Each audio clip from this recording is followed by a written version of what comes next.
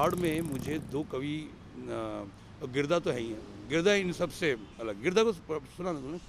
गिरदा गिरदा है यार, गिरदा जो है वो इन सब के गुरु हैं। तू इस एम्बियंस को तू ऐड ऑन क्यों सोचता है तू इसमें? मुझे नहीं लगता बहुत ज़्यादा इसका वो है, वो बहुत निर्वात का, कविता कहीं निर्वात में हो, जो ध्वनि है वो ध्वनि है ना प्रेक्षक की हो ना, ध्वनि हम क्यों इंजेक्ट करें? हमारी तरफ से तो है ना, उस तरफ चलो, बस बस बस। रुक वहीं रहना, तू भी तो बना वीडियो।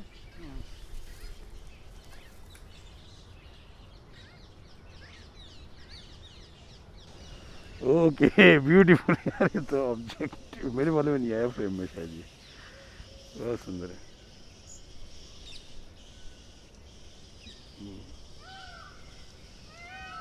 ऐसा लग रहा है मन में कुछ हो रहा है। वही है, हाँ वही है, मैं बोलूँ ना, ये आ,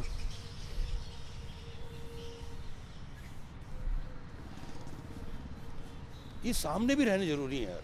मतलब या तो तू कुछ ऐसा क्रिएट कर कि जहाँ पर है ना हम इन क्लिपिंग्स को सामने हों, फिर देख और उनके साथ मूड डेवलप हो। ये ऐसा काम नहीं है, औचक वाला काम नहीं है कि अपन प्लान करें और रिकॉर्ड करें। रिकॉर्ड करने के लिए क्या है कि इन्हें पूरा हैंगओवर चाहिए, और ये जो है ना ये बहुत विजुअली बहुत वो वैसे है।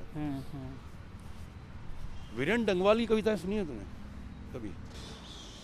मैं ग्रीष्म की तेजस्विता हूँ और गुठली जैसा छिपा शरद का उष्ण ताप।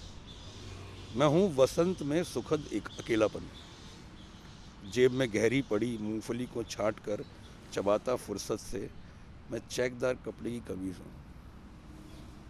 उमड़ते हुए बादल जब रगड़ खाते हैं तब मैं उनका मुखर गुस्सा हूँ।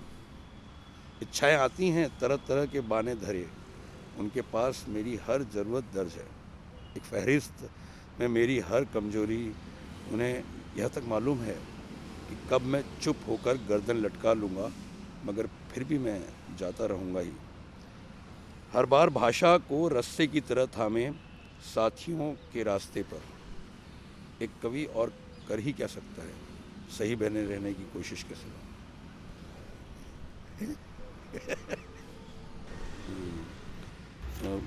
मंगलेश डबराल का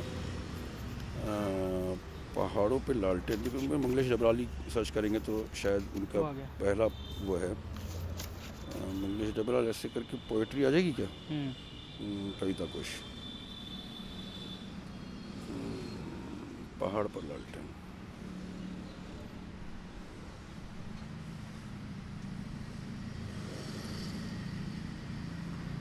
मंगलेश डबराल पे साला कोई न्यास पैसा दे दे तो अपन बना लें फिल्म भी यार।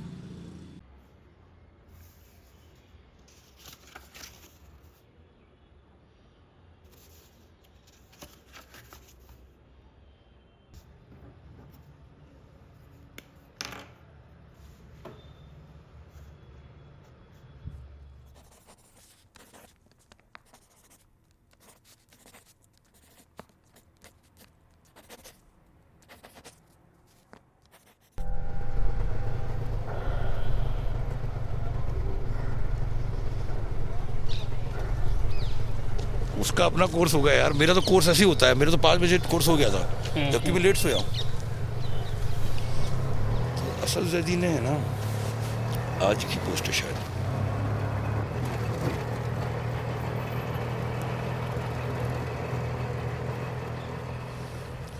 इन्होंने खुदकुशी करी थी और एक सिग्नेचर मान सकते हैं कोई बात इनकी समेटी हुई है। कहीं बात तो यार पूरा एक ही है या तो पता नहीं। मंगलेश डबराल की कुछ कविताएं हैं, वीरेन डंगवाल भी नहीं रहे यार।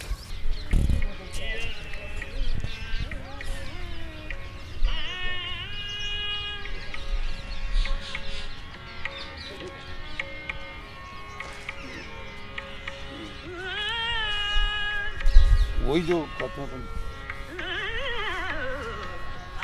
हाँ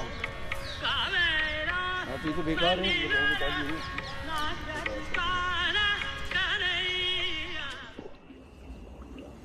मुझे ना किसी की पोस्ट से पता लगा, ये बीच में ही गुजर गए थे, ये मेरे ध्यान में भी नहीं आया हो सकता है। स्मृति एक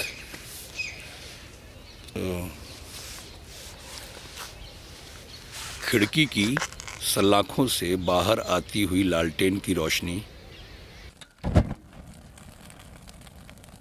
पीले फूलों जैसी, हवा में हारमोनियम से उठते प्राचीन स्वर छोटे छोटे बारीक बादलों की तरह चमकते हुए।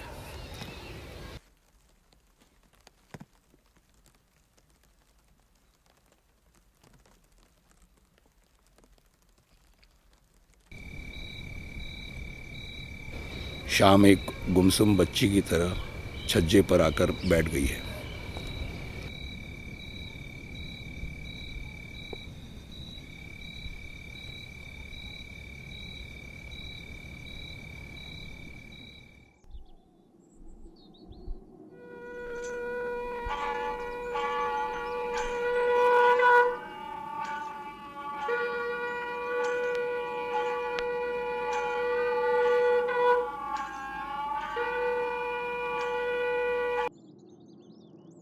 जंगल से घास लकड़ी लेकर आती औरतें आंगन से गुजरती हुई अपने नंगे पैरों की थाप छोड़ देती हैं।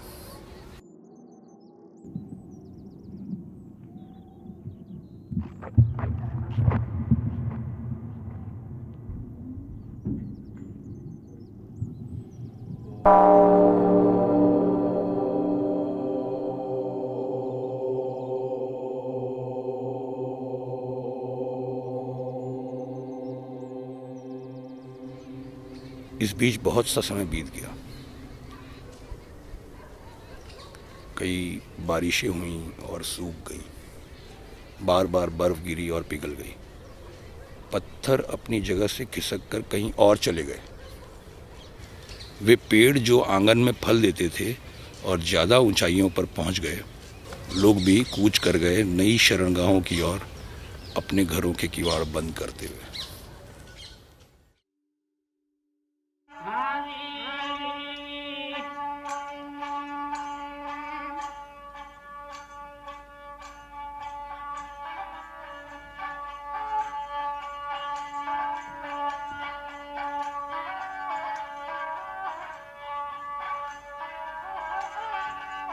एक मिटे हुए दृश्य के भीतर से तब भी आती रहती है पीले फूलों जैसी लालटेन की रोशनी, एक हारमोनियम के बादलों जैसे उठते हुए स्वर और आंगन में जंगल से घास लकड़ी लाती स्त्रियों की पैरों की थाप।